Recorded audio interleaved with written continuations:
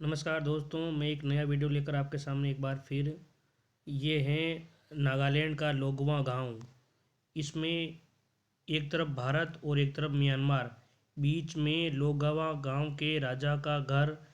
एक तरफ देखिए दोस्तों, लोगवा में 5,000 फीट ऊंचे 5,000 फीट ऊंचे पहाड़ की चोटी पर बना है राजा फवांग का घर।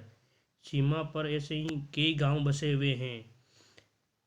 ये देखो, राजा का घर दो देशों में, बेडरूम भारत में, किचन म्यांमार में। म्यांमार के अंदर तक बसे भारत के पूर्वोत्तर के 4 राज्यों के 500 गांव, इसलिए बॉर्डर पर बाड़ लगाने का काम असंभव है। अभी देखिए दोस्तों, इसमें केंद्र सरकार ने म्यांमार से जुड़ी अरुणाचल, नागालैंड, मणिपुर और मिजोरम की 1643 किलोमीटर लंबी सीमा पर मुक्त आवागमन व्यवस्था 6 फरवरी से बंद कर दी है। इससे दोनों देशों के लोग एक दूसरे की सीमा में 16 किलोमीटर अंदर तक जा सकते थे इससे पहले। अभी बंद कर दिए। अब यहाँ पे फेंसिंग लग रही है। मणिपुर में 10 किलोमीटर काम हो भी चुका है।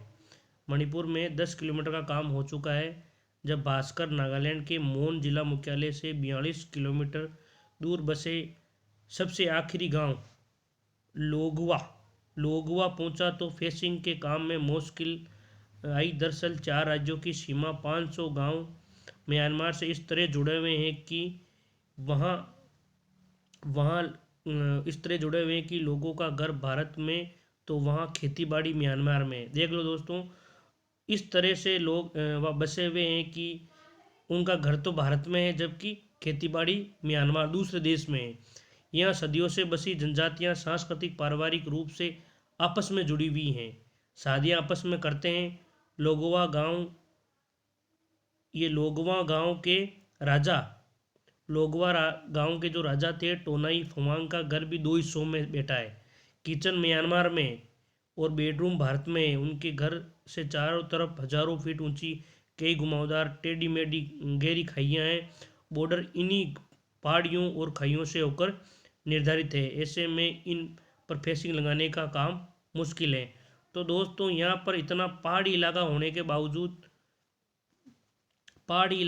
बावजूद बॉर्डर की रखवाली कैसे होती है। म्यांमार बॉर्डर जम्मू कश्मीर से भी जटिल हैं। सबसे ज़्यादा दिक्कत नागालैंड और अरुणाचल में है, क्योंकि यहाँ पहाड़, जंगल, खाइयाँ सब कुछ चुनौतीपूर्ण है। यहाँ पक्की सड़कें भी नहीं हैं। सेना को कई बार चौकियों तक पहुँचने में कई दिन लग जाते हैं।